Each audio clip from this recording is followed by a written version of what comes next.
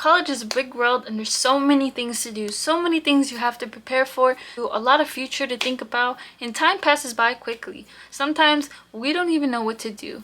So here in this video, I'm going to talk about 5 things you must do at the start of college for long-term success.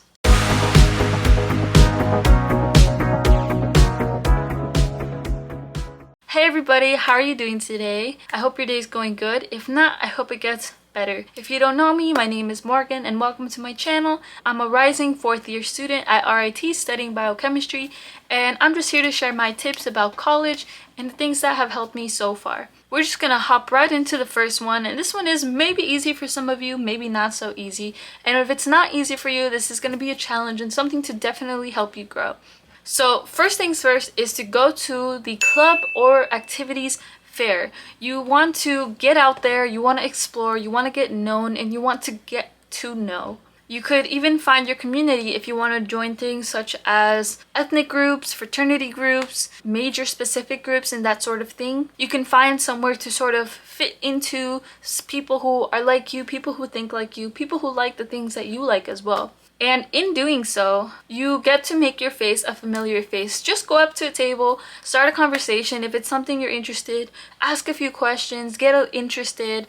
And even in that little interaction, you get face to face with someone and you start getting familiar with things, familiar with how the school is, familiar with how the community is around you. And these are your peers. You're going to be with them for 4 or 5 years, maybe even a little more, so it's good to get to know them as well. And if you go to a club meeting eventually, and you already talked to them before, you'll become a familiar face when you do go to those meetings. You can say hello again, and that could spark something new. Networking can take you several steps ahead in many situations, so it's definitely something to start off with at the club or activities fair. Number 2 is to get familiar with your campus. Now this is a mistake that a lot of people do, and it's something small, but it can save you a lot. For one, it can save you a lot of time. It can save you a little embarrassment. For example, I remember my first year in freshman year, I think this even happened in my sophomore year again. I walked into the wrong class. I went to the right building, but I went to the wrong classroom, and I went all the way up talking to the teacher, and I just looked so goofy up there trying to find the right class, and I'm like, oh, this is the wrong class, and all these people are just staring at me. So save yourself a little trouble and go exploring for your classes ahead of time. Of course, you're never gonna get to know the entire campus so quickly, especially if it's only your first week on the campus, but it's good to know and have an idea of a general map of your school and where things are, especially where important things are, such as the campus safety, the health center, your financial aid offices, food, of course, that's always important. Also, main activity areas. For example, at RIT, we have this place called the SAU, and in the SAU, it is the Student Alumni Union, and a lot of clubs and organizations around the campus tend to do events there. Number 3, and some of you might think this is a little too early for this or unnecessary right now, but setting up your LinkedIn is actually a little more important than you think and a little more useful, especially if you are a freshman. For one, just creating your LinkedIn and putting your major and your school, for example, biochemistry RIT or mechanical engineering RIT, computer science RIT. These are majors that certain schools have a record for. So companies look for, oh, RIT, okay, they usually have really amazing students for this so-and-so subject or this so-and-so major.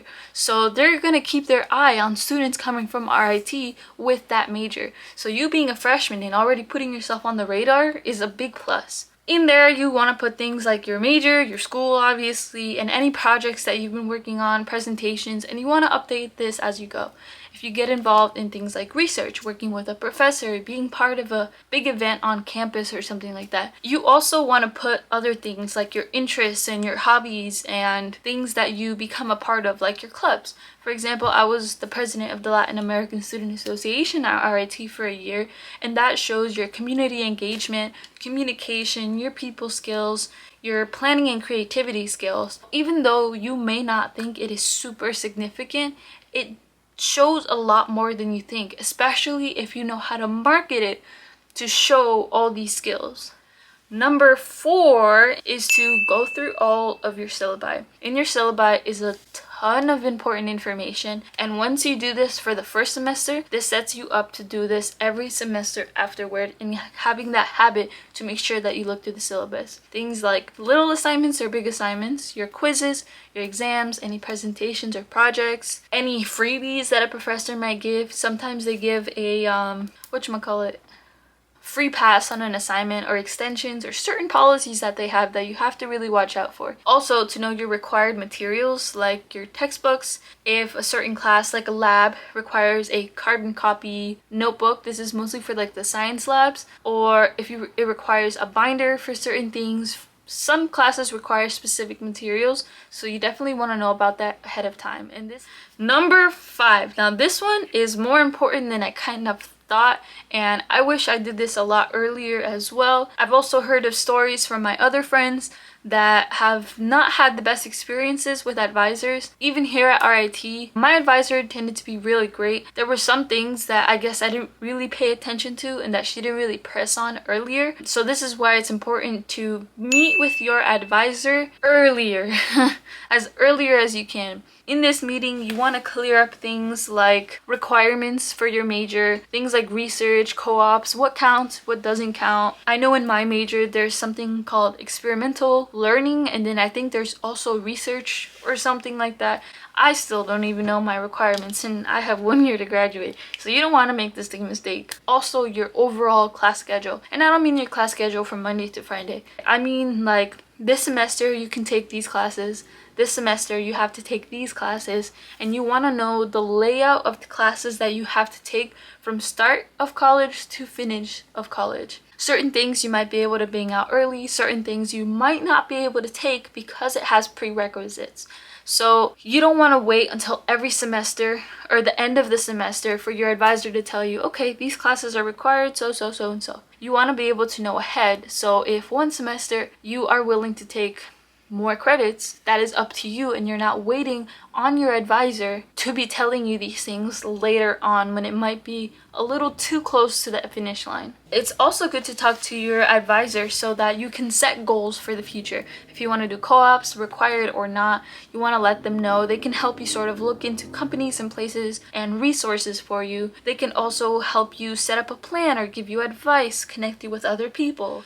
Oh, I got myself out of breath, so that was a little bit of a lot, but I really hope that helps. These are things that I actually wish I thought of at the beginning of my college career, things that I didn't truly realize had as much impact as they do. And so yeah, this is just my advice, my ideas, my experience. If you guys have any questions, again, always feel free to ask in the comments. I will happily answer your questions or make another video on the subject. And don't forget to like, comment, and subscribe, and turn on the notifications for future videos like this. If you find this useful, leave that like.